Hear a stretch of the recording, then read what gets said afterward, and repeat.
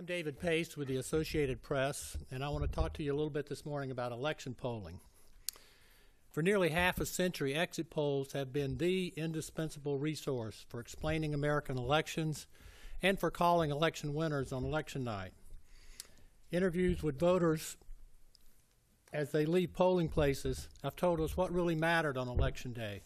They've told us how much each candidate's support varied by sex, by race, by age, by income and education levels, by different key attitudes like gay marriage or abortion.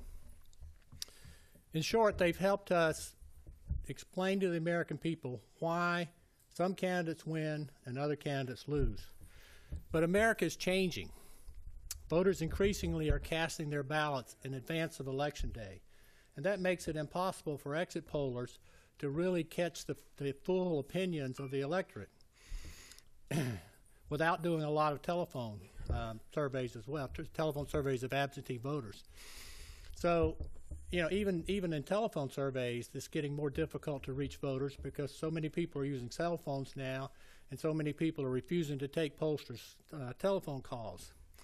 So as journalists, we need to find a 21st century successor to the exit polls, one that's more accurate, more comprehensive, and less expensive.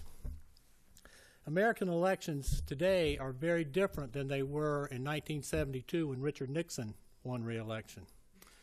In that year, 96% of all the voters cast their ballots in person at local neighborhood precincts.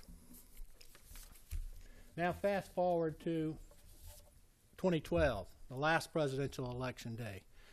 In that year, more than a third of all voters cast their ballots by mail, and they did it they did it in advance of Election Day, sometimes a few days ahead, sometimes a few weeks ahead. In the same election, 2/3 of the states had a large enough absentee vote that for the media covering this, we would have had to do an exit poll as well as a telephone poll of absentee voters in order to get the opinions of the full electorate. Think about it for a second. We used to do 50 state exit polls, and now we have to do 47 state exit polls and 35 telephone polls. There are 3 fewer exit polls because 3 states are completely all mail ballots now. There's no election day voting at all. Traditional exit polls are also finding it much more difficult to get a politically representative cross-sample of the voters. For whatever reason, Republican voters tend to be much more likely to refuse to fill out the exit poll questionnaires than Democratic voters. And while exit polls are weighted to reflect the final vote count, when you have candidate errors starting out, they sometimes can raise questions about the validity and the reliability of the underlying data.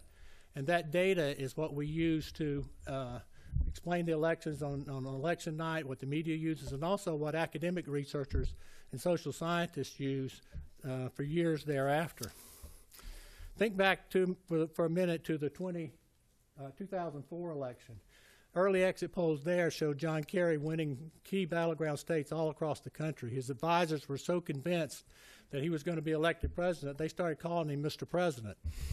But it turns out that they were a little premature with that honorific. When the votes started coming in, everyone realized that the exit polls had overstated the Democratic vote.